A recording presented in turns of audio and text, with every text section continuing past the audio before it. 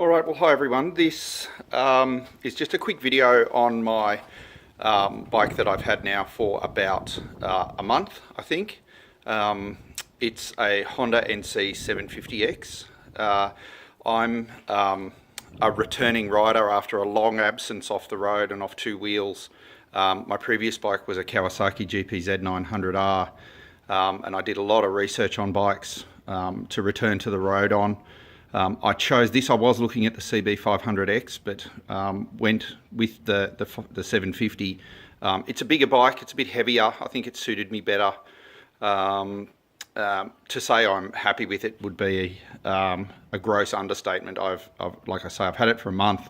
I've done about 2,500 kilometres on it so far. I actually took a couple of weeks off work when I bought it and just rode every single day, and needed to have the first service done in about 5 days of having the bike. So certainly enjoying it immensely. I've done a few modifications to it, which I'll get to in a sec, but the bike is just really a dream to ride. It's so easy. It has a very low center of gravity. It's just a joy, really, just to be out on it. It's extremely comfortable, upright position. Everything just works really, really well, which is just, just a joy. It's a joy to be on. Anyway, a couple of things that I've done to the bike since I've had it. I've put on a radiator guard, which I made out of a piece of flattened gutter guard. The hose around the outside is actually fuel line. It's then put together with cable ties and then cable tied to the radiator. I do like to get into the bush and onto some dirt roads a bit, so I didn't really want a rock in the radiator, when I'm 2 hours away from home and have green fluid running all over the place that I can't fix. So put that on. To assist with that also, I put a Fender Extender on the front. I think I bought that off eBay. It came from Japan, I think, maybe. Can't remember now, but that really assists keeping throwing stones and gravel and stuff out of the engine, and a bit of extra protection for the radiator, I guess. Today, in fact, I've put on the main stand, the center stand, if you like. I just think that's a great thing to have when you're cleaning chains and that sort of stuff. It's really necessary, I think, for maintenance. It saves, wheeling the bike up and down to get the dirty bit of chain in the right place so you can clean it. So that will be a godsend, I'm sure, and it's just good to have it on the center stand at home with kids running around and that sort of stuff, make it a bit more stable. What else have we done? I've raised the seat up a bit, just because it does slope forward. You can probably see the gap there where the seat sits up.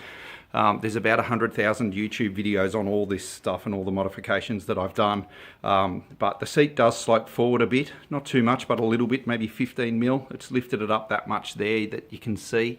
It just makes the seat flatter. I found that when I was riding downhill or braking sometimes hard, you would slide forward on the seat a bit, so that's been a good thing.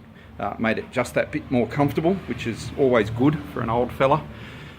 The other thing I did was put a rear mud flap in there to stop the rear wheel throwing crap and rocks all into the rear shock.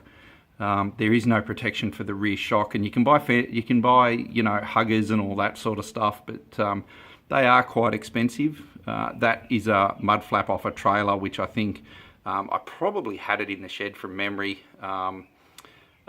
and just 3 bolts, little bolts and washers and whatnot, hold it on there, and it really does save the rear shock. It's a really, really good modification that I've done there, and the rear shock stays nice and clean, especially if you're riding off-road in the dirt and gravel and then you come to a little water crossing or something and everything gets all wet and horrible. That really does save the rear shock, so that's good.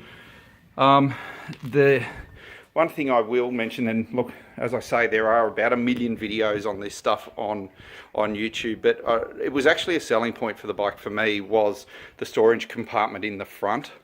If I just pull the keys out of here, this storage compartment is a godsend. I keep my my thermos of coffee. I've got some tools and a puncture repair kit in there. The orange thing is a phone charger, which I'll put a separate video up on about, because I am having a 12 volt socket fitted to the glove compartment, but it hasn't come from Honda yet, so I'm waiting for that. I'll still carry that orange charger with me just in case, but the other thing I've got coming is a little air compressor and a tyre gauge, so that I can adjust my tyre pressures when I go off-road and just drop a bit of air out of them. That hasn't arrived yet, but it will do shortly. So yeah, that's kind of about it for the bike. Overall, I'm just so happy with it. Its low center of gravity makes it really easy. You can filter through traffic really easily. You can ride really slow. It handles cornering great. It'll be much better when I get a better set of tyres on it. The stocks aren't fantastic, especially off-road. It tends to wander all over the place, but I will get a different set of tyres for it once I do the right thing and wear the stockies out. So that's about it. So thanks for watching. Like I say, there are lots and lots of YouTube videos out there on the modifications that I did. That's where I learnt how to do it and where I got the info from. If you look through my channel, you'll see the people I subscribe to. They actually are the ones who gave me all the ideas and help, and they've been really good. So thanks again. Chuck up any comments you got. I'll do my best to answer them. I'm not a mechanic. I'm not a motorcycle genius. I just do like to ride. But I'll answer them honestly in the best way that I can. All right, thanks a lot. See ya.